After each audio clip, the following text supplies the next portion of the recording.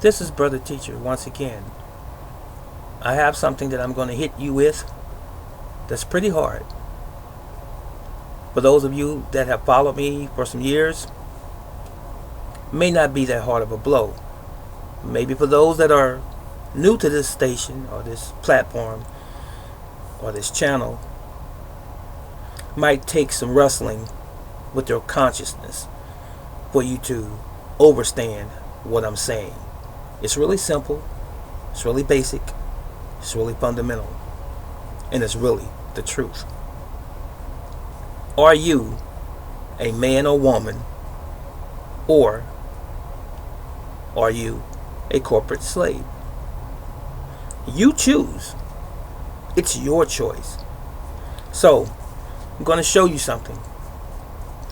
And I'm not going to use the common word that we've seen most of the time in law, the term or the name John Doe, as an unidentified individual, what have you, or just a general person, okay, to describe someone in a situation that you don't know their real name. In this particular instance, I'm going to use my own name, not me personally, but the name that I created. I'm going to call him Bob Slob. No pun intended, no joking. Bob Slob. I don't think there's too many Bob Slobs out there, but I want you to understand and overstand a very, very significant thing going on that has been going on in our society for quite a while, and it remains active in our society today, especially in our government, all the way down to the judicial legal system. What do you notice about this word? Bob Slob is his name. It's a fictitious person. All of the letters are capital letters. Bob Slob. Here's that same name, uppercase, lowercase, Bob Slob.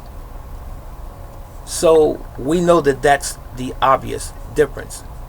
But what is the ramifications or the significance of one or the other one? This Bob Slob, in all capital letters, is a fictitious name. Nowhere in the English language, ladies and gentlemen, are there all capital letters in any word. But why is it that our government, local, federal, city, state, county, why do they continue to write our names, human beings, in all capital letters? Well, there's a Latin word. It is capitis diminutio maxima. It's called or interpreted or defined as loss of status. Your status. It means that we are not a human being when you see our name in all capital letters. You will notice, if you look at your state ID, your driver's license, your birth certificate, all of your utility bills, any bill, major bill coming from any major corporation, your name is always in all capital letters. If you have to rewind or replay this video again, please do so and wrap your brain around what I'm telling you. We are corporate slaves, ladies and gentlemen. We're not looked at as being human beings. We are looked at as being property. So, just skimming the surface, how should your name and my name actually be written? It should be written as a proper person, a proper man or woman, as we were taught in elementary school. Uppercase B, lowercase o, lowercase b, Bob. Uppercase S, lowercase l, lowercase o, lowercase b, Slob. As comical as that name may be, the principles are paramount. The idea is real life. We are living actually in a matrix, whether you want to accept it or believe it or not. If you don't like what I'm saying, it doesn't mean that what I'm saying is not true. You can turn the video off, not leave a comment, and go about your merry way. But what I just told you is a gem that I'm sharing with you. People's eyes are becoming opened nowadays, thanks to YouTube and the internet in general. Things that would have taken us decades to learn and find out, they are being exposed to us now with lightning speed by way of or via the internet.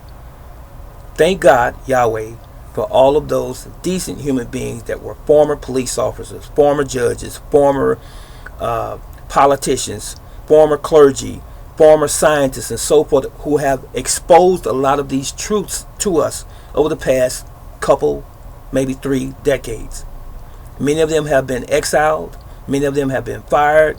Many of them had to leave this country and go to another country for refuge because of fear of them being harmed or even killed for exposing many of these hidden truths. And they're not actually hidden. We were just simply not aware of them. But it's truth in plain sight. It's right in front of us, and it's been in front of us all along. But if you don't know what to look for, you'll never see it.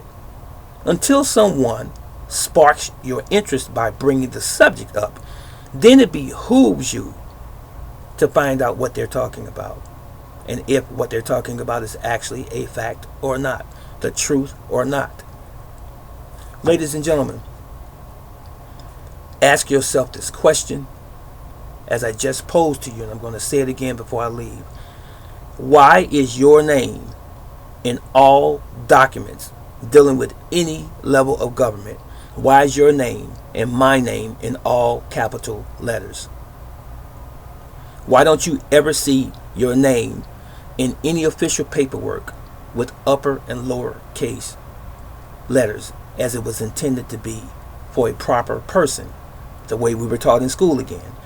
Especially when you're dealing with the judicial system, your name is in all capital letters. Do your homework. Do your due diligence. And stop running from what you know really is the truth. This is Brother Teacher.